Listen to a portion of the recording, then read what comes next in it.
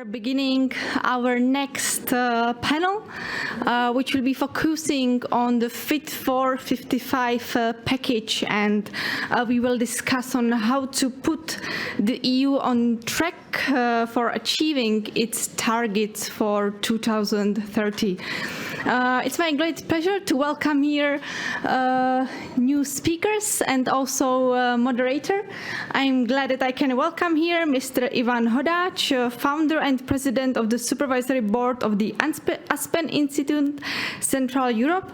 I hope that many of you know Mr. Hodáč. He was also listed by the Financial Times among the most influential personalities in Brussels politics, and part of his career was dedicated to the European automotive industry, because he served as the Secretary General of the European Automobile Manufacturers Association. So I know that the discussion is in very good hands, and I would like to now pass the floor to Mr. Hodáč. Yes, thank you very much, and welcome everybody.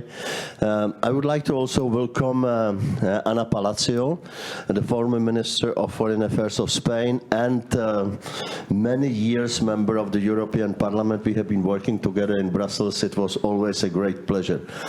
And Mr. Jan Dusík, who is the Deputy Minister responsible for climate at the Ministry of Environment.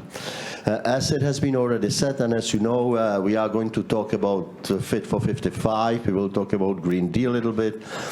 We are going to put it into also a global context. The situation is today slightly different than it was 8-9 months ago, so the question how we are going to make it work is not as simple as it looked at the beginning. What we are going to do is I will ask each of the panelists to make a short introduction, 5 to 7 minutes. After 7 minutes, I stop you, and then we will turn the discussion to you, and I might have also a few questions. Please use the Slido as quickly as possible, and we have only 35 minutes, so we will not give priority to the ladies. We have agreed that this time, exceptionally, the men will start. Jan, the floor is yours. Thank you very much, and good afternoon to everyone. Thank you for inviting me to speak at this summit and to say a bit about Fit for 55. I will stick to the 7 minutes. I could speak for longer about it. Obviously, it's a bread and butter that we are keeping busy with. Just to say that 3 parts of Fit for 55 are in trilogues just today. So there's a busy agenda in Brussels, and 2 days ago there was an agreement in trilogue on one of the parts, which is the effort sharing regulation. But before going into that kind of detail, and I will not go to too much detail, I think we need to look back at where we are. How is it? 9 months after the invasion of Russia in Ukraine, and how does it relate to the whole portfolio? When the invasion started, there were voices saying, well, now the Green Deal is dead and we have to forget about it, and we need to focus on completely different things. If we look today, what has happened, there is the discussion about repower, there is a speeding up of both policy and financial means to speed up the decarbonization and getting rid of our dependence on fossil fuels from Russia, and that actually is going in the same direction as the whole Fit for 55 package. Then several months after, the French presidency finished with the last Environment Council and Energy Council adopting the relevant parts of Fit for 55, the general approach in the Council, which allowed us as the Czech presidency to get into the trilogues in between the 3 institutions, and we started immediately.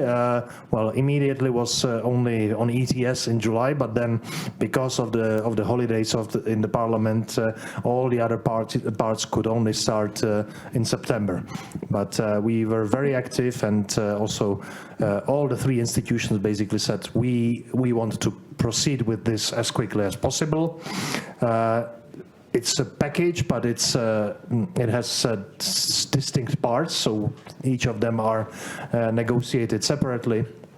But what unites them as well is that, again, in the geopolitical context, the European Union is being accused. Now you are looking into completely different matters, and you are forgetting about your climate action. And we are now again in the middle of COP27, the climate conference, where we are trying to build on the results of the Glasgow conference, which was quite successful undertaking, and we want to make sure that even though we have additional important issues happening in our region, this does not change anything on the course of needing to resolve the climate emergency as well and continuing with the legislation.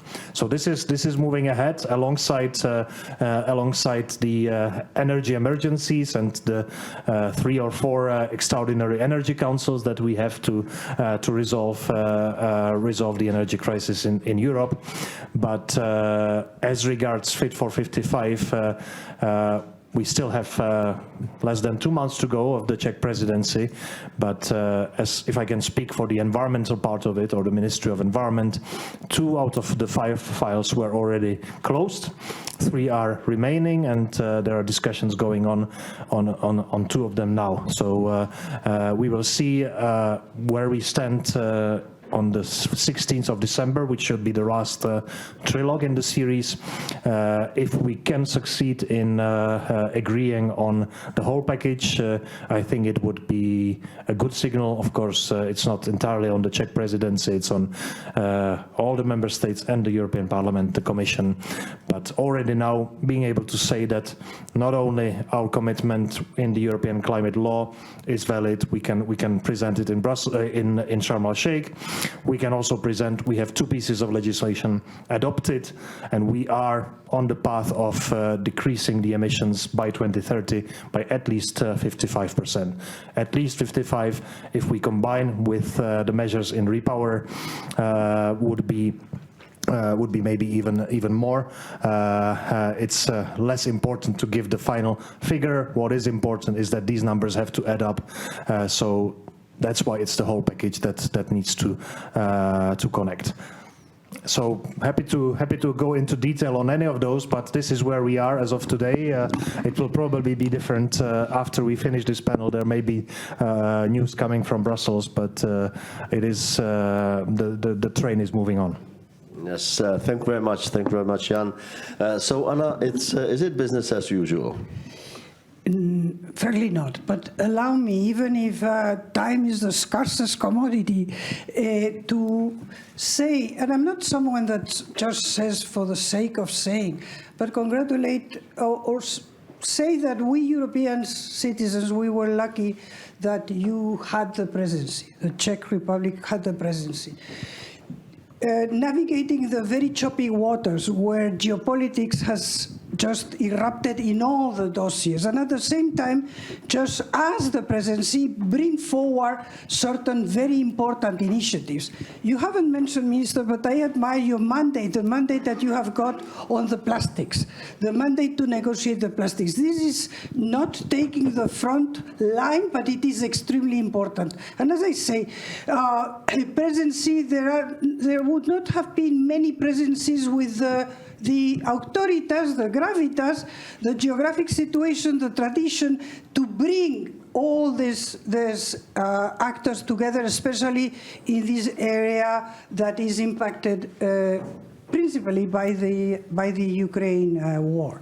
Now, kudos for just getting this file through the trilogues, and the trilogues are really very complicated areas. But from a geopolitical perspective, and if I were the presidency, if I were in government, I were in presidency, I would be doing what you are doing. But as I'm not in government, and even less further from the presidency, honestly, we Europeans, in all what we are doing in energy, we have to realize that this is today. This is not 10 months ago.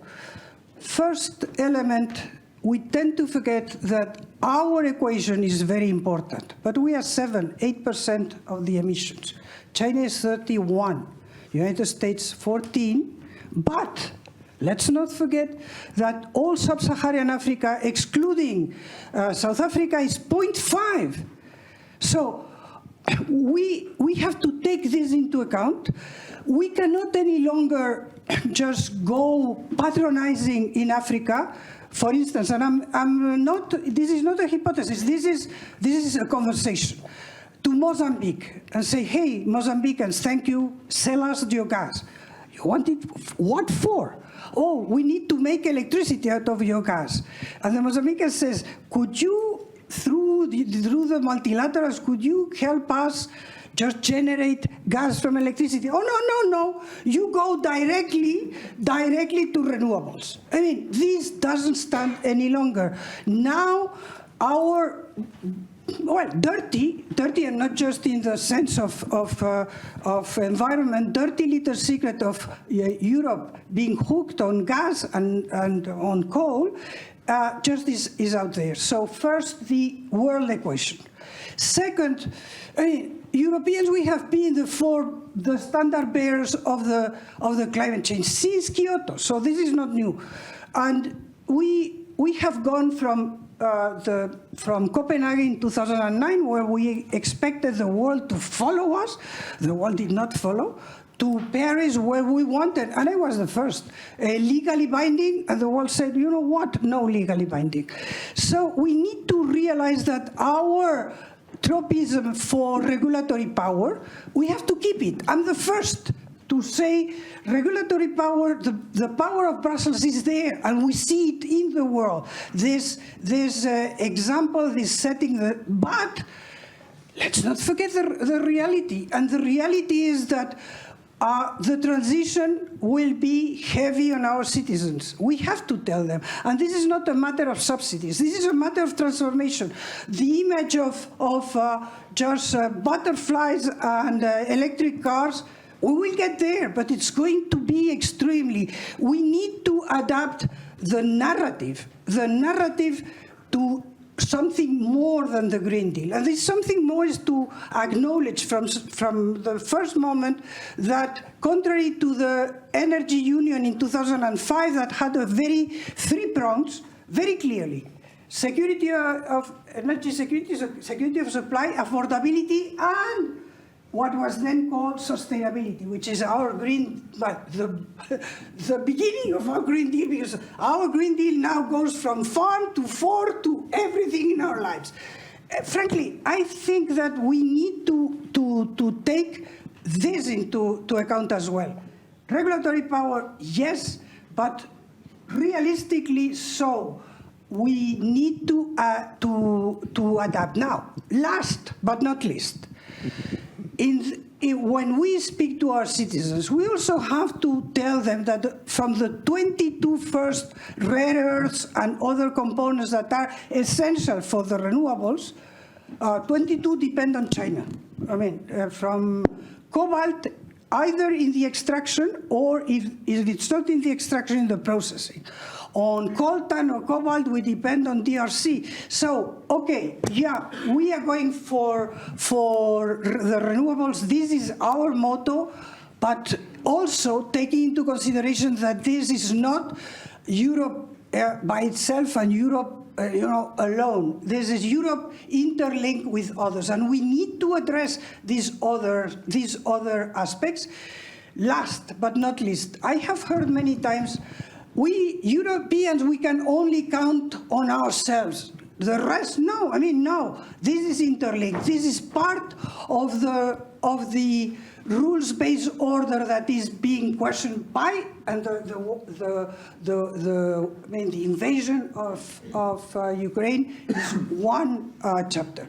So all this, yes, Fit of 55, but let's put this in fifth fit for the world of today.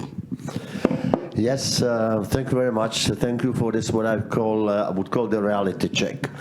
And you have put in it everything. You have put in it the global aspects, you have put in it the internal problems, the competitiveness of the European industry, the social dimension, and many others. So I will go back to you, Jan, for a moment. Can you please very quickly react on what Anna has said?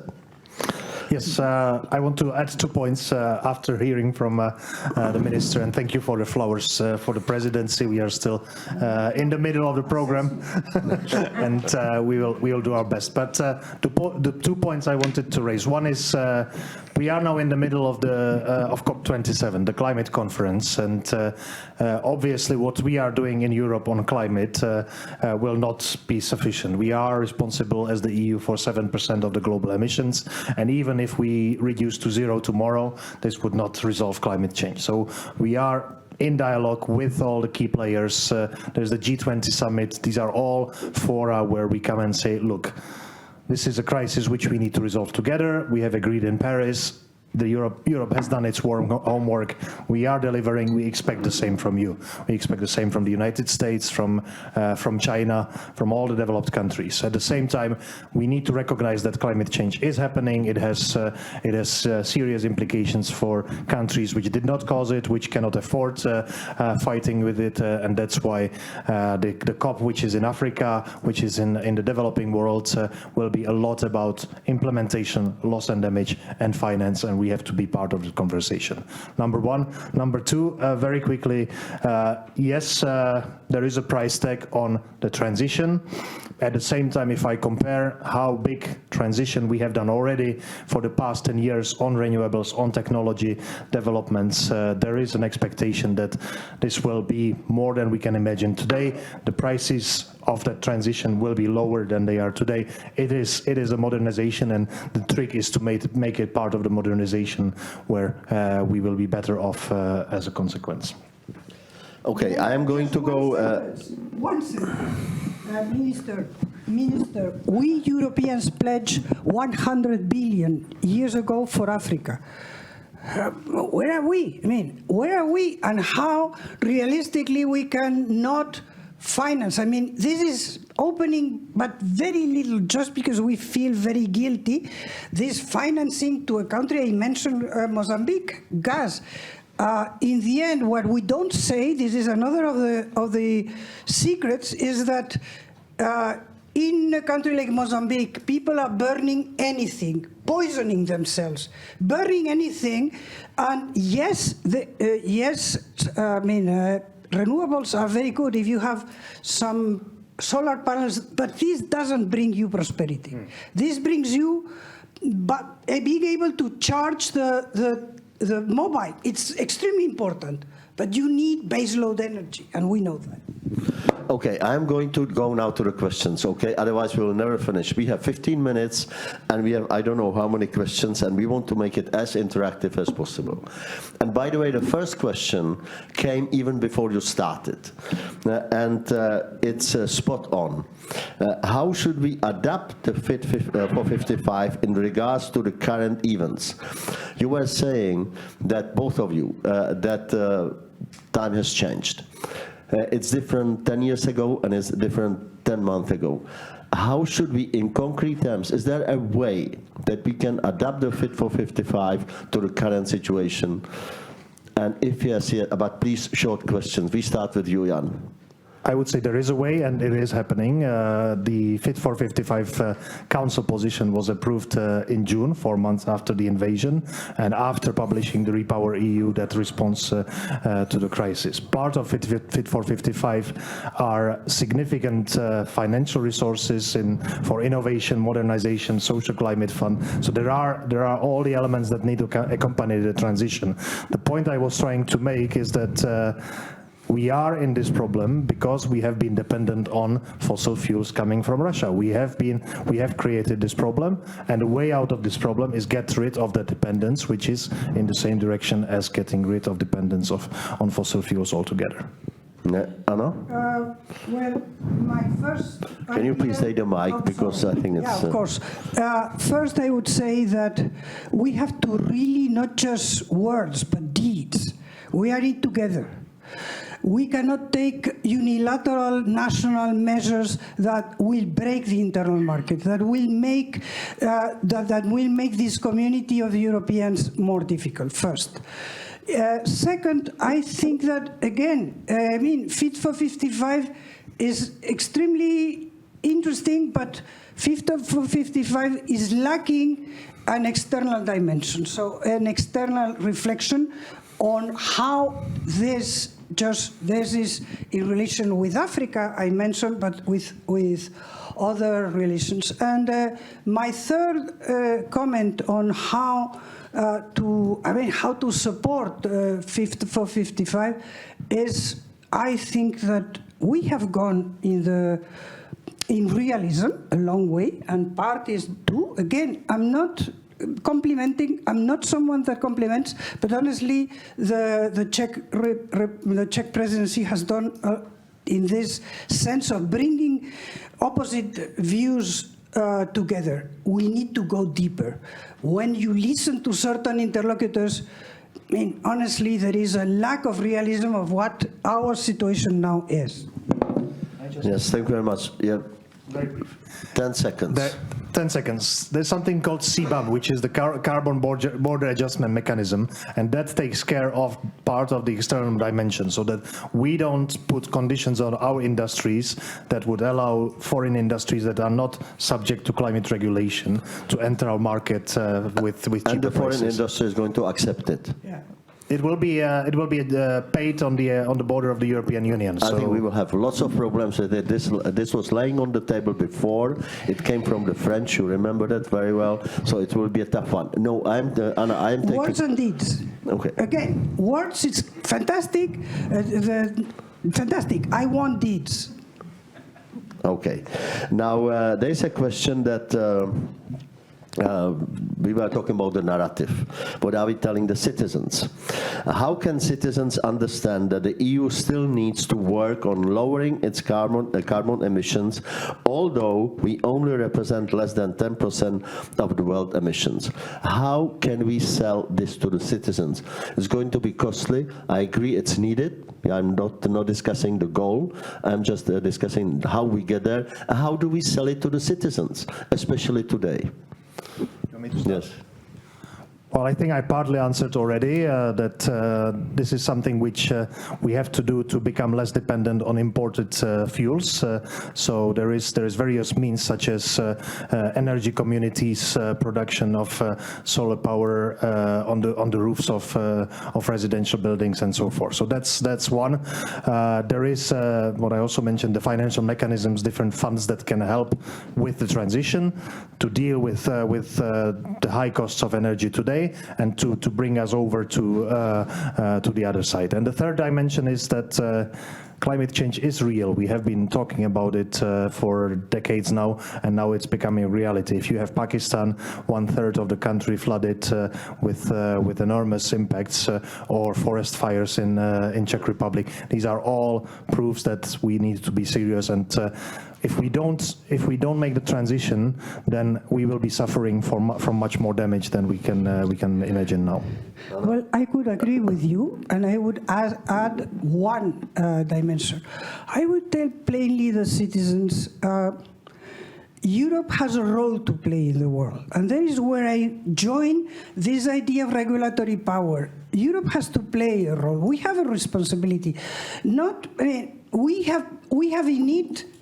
We have half of the contamination of the atmosphere has been originated, and it's not self-flagellation. It's nothing. It's that in the world of tomorrow we have a role to play, and this role is part of this rules-based order. And in this rules-based order, one of the most urgent issues is to tackle climate change. So we need to be together, not look at our navel, which sometimes we do, look openly and take our responsibility to count in the world of tomorrow.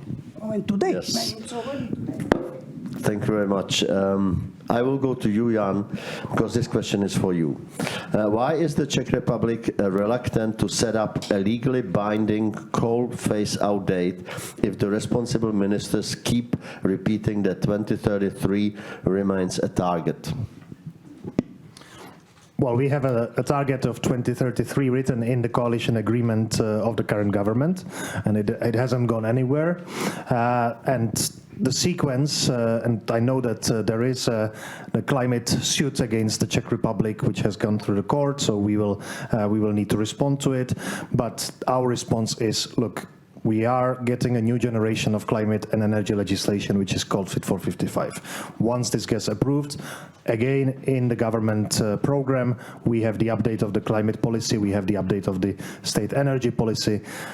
This is basically the terms of reference of the future climate and energy policy, and this is where we will be dealing with the timeline for phase out of fossil fuels in general, including coal.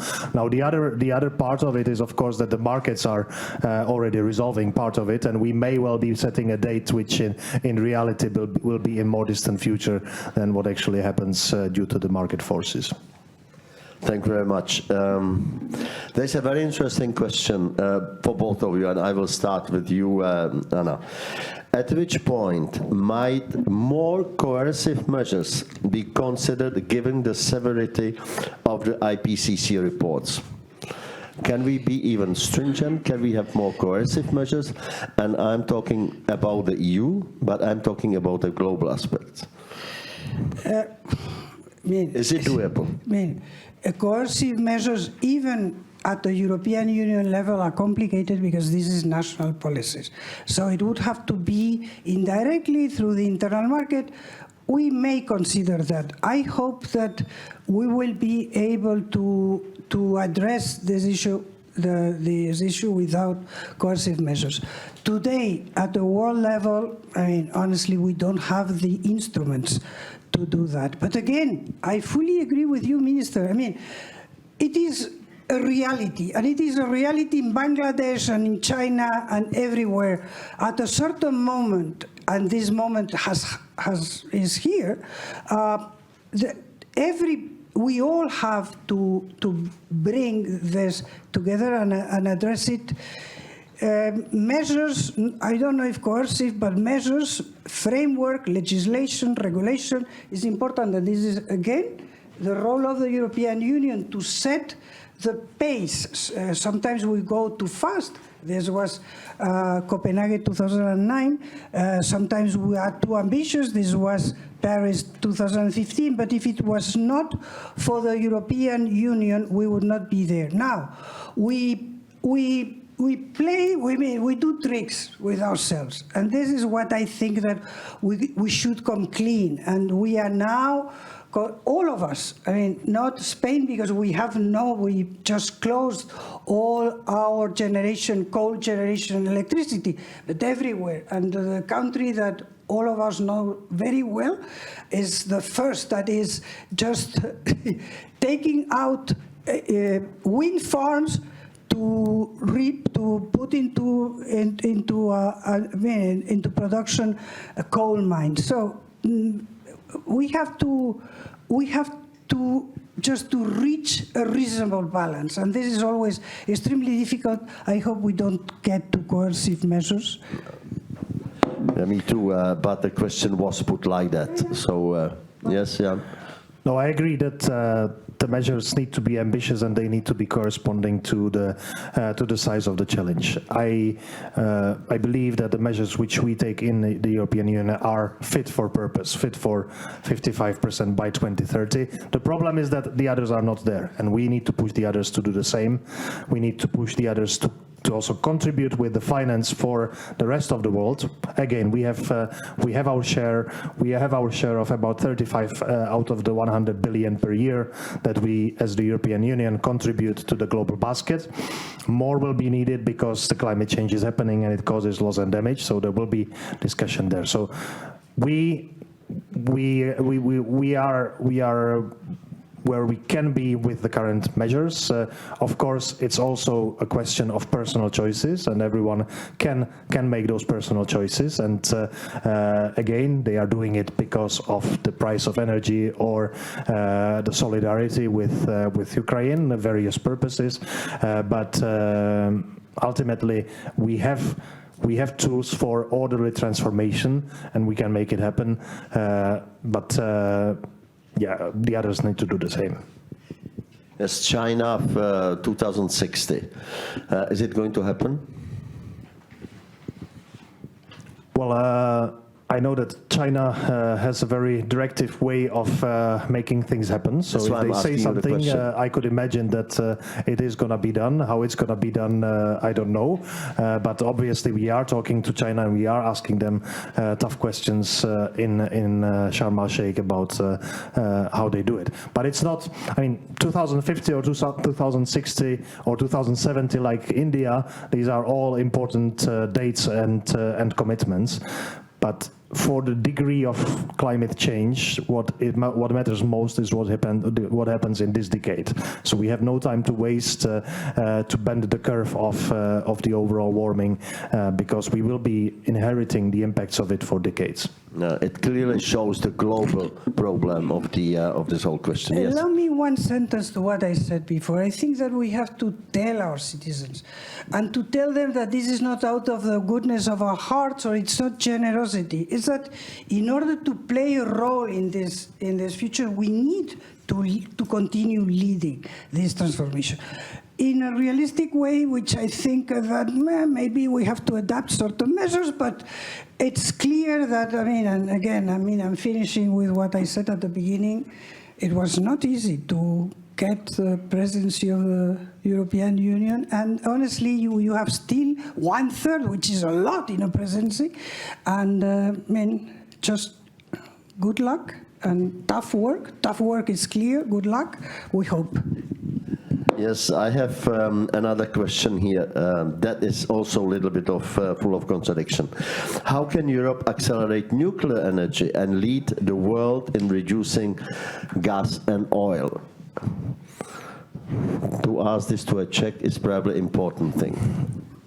Well, it would be interesting to have the same question posed to countries which reject nuclear energy.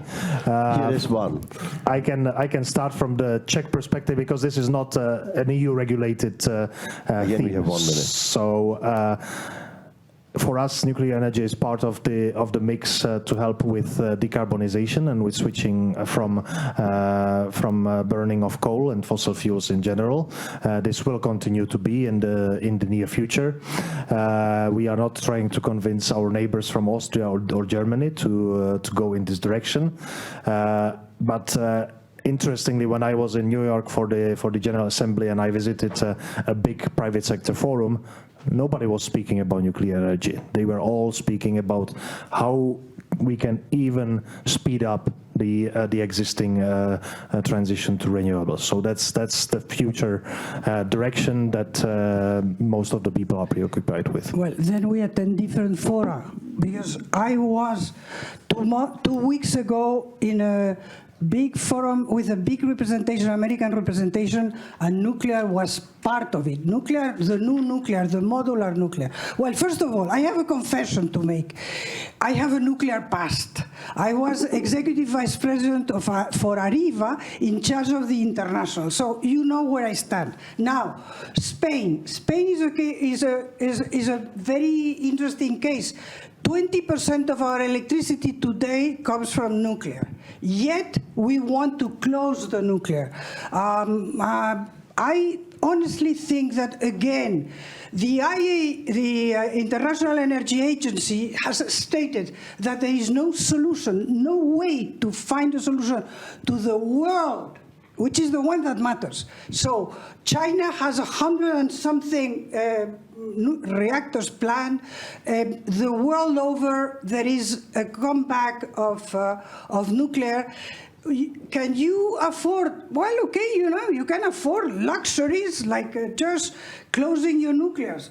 I honestly think part of this realism, part of this reassessment, necessary reassessment, what you could address in reasonable terms a year ago, you really have to rethink it today for many reasons. And there's, again, I don't like to speak about Spain only in positive terms, even if I disagree, but on this issue, I think that it goes beyond. It's we Europeans, we have to come clear.